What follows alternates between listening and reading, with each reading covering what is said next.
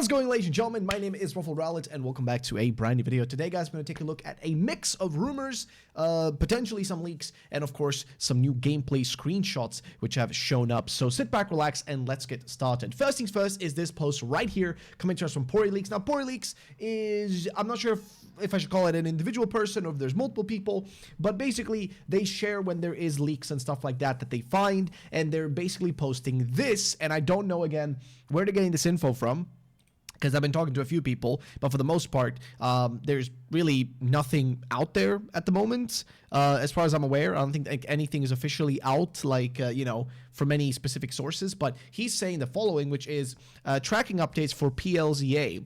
Apparently, the games have been alleged to be in the EU, so in Europe, since the 19th of November, sorry, 19th of September, what am I saying? 19th of September.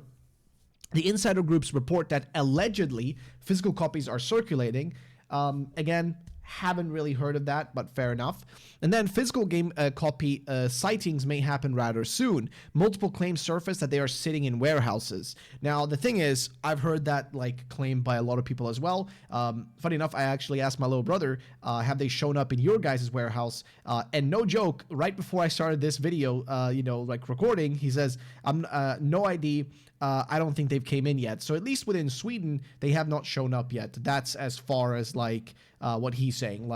According to him, not yet. Not as of just yet. But yeah, that's what he's saying. I don't know. We'll have to wait and see if anything comes from it. But apparently, yeah, they say that current ETA strike date, aka when this thing is supposed to drop or when this info might drop, according to them, is October 4th, which is what? A week away? Literally, yeah, a week. Basically 1 week away or so. 8 days, essentially. So, yeah, I mean, hey, I don't know. I'm not going to pretend I know if this is the case or isn't the case. I'm just a dude. I don't know nothing. I'm just following what everybody else is looking at and seeing, and I'm just waiting for somebody to say something and somebody to leak something. But realistically, the game is probably going to leak in some way, shape, or form, unless they've put the game in such a way where it literally will not launch without a day one patch. That's always the possibility. The only difference, though, is that if it's the Switch version of the game, Switch 1 version, then people should still be able to, with hacked switches, to still be able to access stuff, even if there is something blocking it in the way. They're still able to do that, right? Because they can get around any sort of Nintendo protections like that with a hacked Switch. But again, we don't really know. So yeah, that's at least what's being said. There is one more rumor, which we're going to read. Actually, there might be two rumors, but we're going to start with something else instead here, which is going to be some gameplay screenshots. So yes, we have some new gameplay screenshots right here that have been dropping, and these are all, I think, specifically for the Chinese build of the game, if I'm not wrong, the Mandarin version, because everything is in Mandarin as far as I can tell on the screen, because it doesn't look like Korean or Japanese to me. It looks most likely Mandarin, but again, what is it all about? Well, basically, we have another view of the actual menu, what the menu looks like. Another thing as well that we have learned, which is really surprising, is that apparently, and this is something that's going to fit to this image right here, because we do have more pictures of customization, which is that apparently, no matter if you're playing as a male or a female character, you can equip all the outfits. So if you play as a male character, you can still equip the outfits that the female characters can have, apparently. I don't know how true that is or isn't, but that's going to make a lot of people, I guess, happy, because you can just, that was one of the issues with X and Y, is that, if you were playing as Callum or whatever, you basically got nothing to wear. There was no outfits, no cool hats, nothing. It was empty. Whereas Serena got everything. So people were very much fuming about that. But it seems like in this game, there's going to be a lot of customization options, as we can even see right here. There's loads of them. But I'm just curious to see what they mean. If both sides can wear it, does that mean they're going to look exactly the same, or is it adjusted to look exactly the same? Because I think the most likely scenario is that it's just adjusted to look the same. But who am I to say? I don't really know. I'm just excited to see this game and see what it's going to be like. What it's going to play like, and of course all the customization options in it, because there's got to be this is probably going to be the game with the most customization we've ever had in a Pokemon game, without a doubt, just based on the trailers. And they kind of have to. They have to give you a reason to to do stuff. They kind of have to. You know what I mean? Otherwise, what's the point of playing the game? Because there's really just a lack of, I feel because it's not a full region, it's just a city, they need to give you a lot of things to strive for and work for. Again, also here we get to see a pavilion with different moves you can switch in on it. I'm not sure what the moves are because, again, I cannot read any of this. We also get to see, again, the plus moves, right? The moves have like the extra added like bonus in terms of speed or damage or whatever. So we got those. And again, customization wise, we get to see like this outfit looks pretty cool. I'm not gonna lie. Like it's like a crop top, and then like some big old pants, and that's some like, what are those, brother? What are those? That's some big old shoes.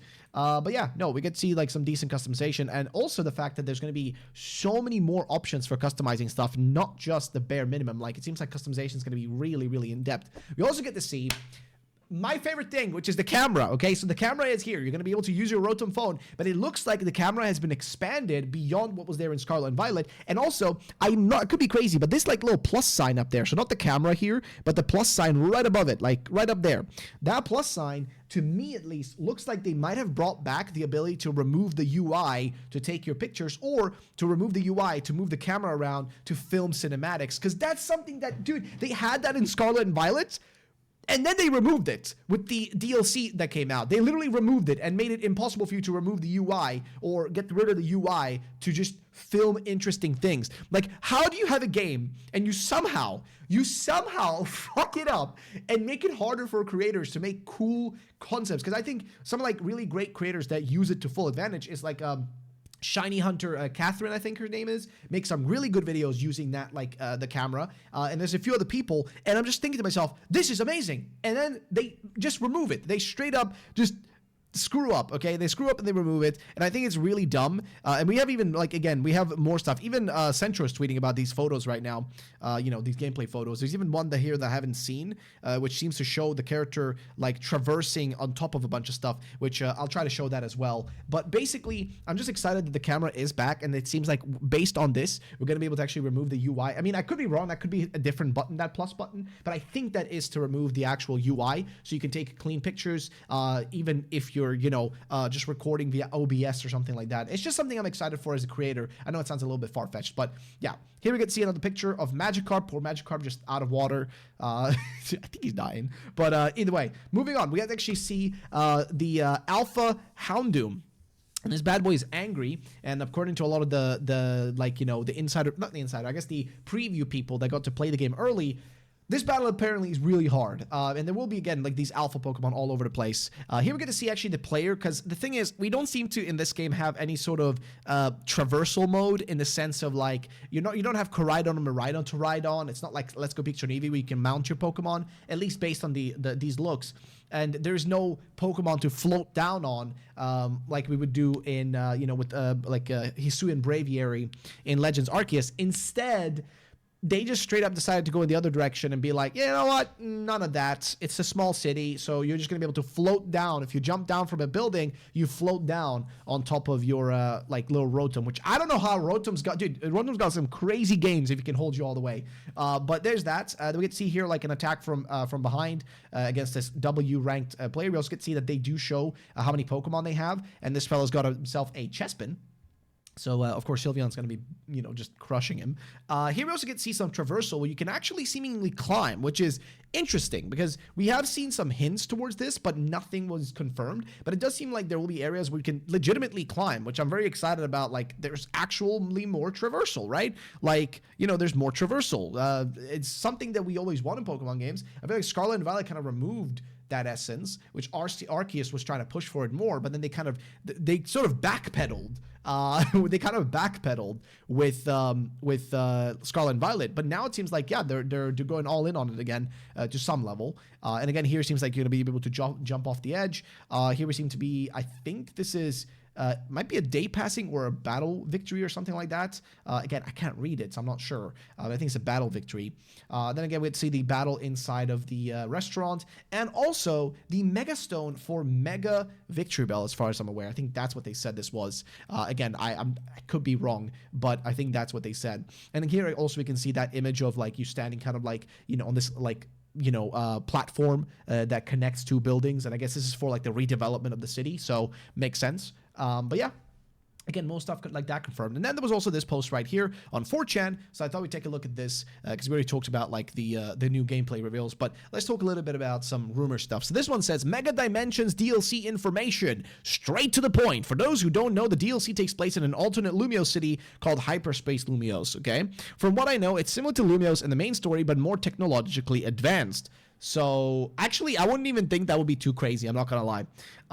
But they say so it's a more technologically advanced place. Now, Team MZ has been called in along with other teams from other realities, including eco-friendly versions of Team Magma and Aqua, okay, which have merged together to form Team. There's no way they're gonna call them Green Life. No way. Only other thing I know is Hoopa has been possessed by an unknown force and is summoning legendaries and rogue mega Pokemon all over the city. From the data, I've managed to gather all the returning Pokemon, which totals to 74. See the paste bin for full list. I've labeled the new megas as necessary. Please let me know if I missed any evolutions. I don't know them all by heart. I'm sure you all do. But yeah, I don't know, Chief. I ain't feeling this one, boss. I mean, some stuff in this sounds like realistic or like some stuff like could make sense. But for the most part, I don't know, Chief. I feel like we yapping on this one, but hey, who am I to say, brother? Who am I to say? I'm just a guy. I don't know shit. So yeah, again, that's just my thoughts and opinions. I'd love to know you guys' thoughts and opinions on this as well. And that's going to be pretty much it for today's video, guys. If you did enjoy, then drop a like down below. Make sure to subscribe, and I'll be seeing you guys all in the next video. Also, let me know if the audio quality and stuff sounds fine, because people keep complaining that my audio is low, but I think my audio should be loud enough now, boys. But yeah, thank you all for watching. I'll see you in the next one. Peace out.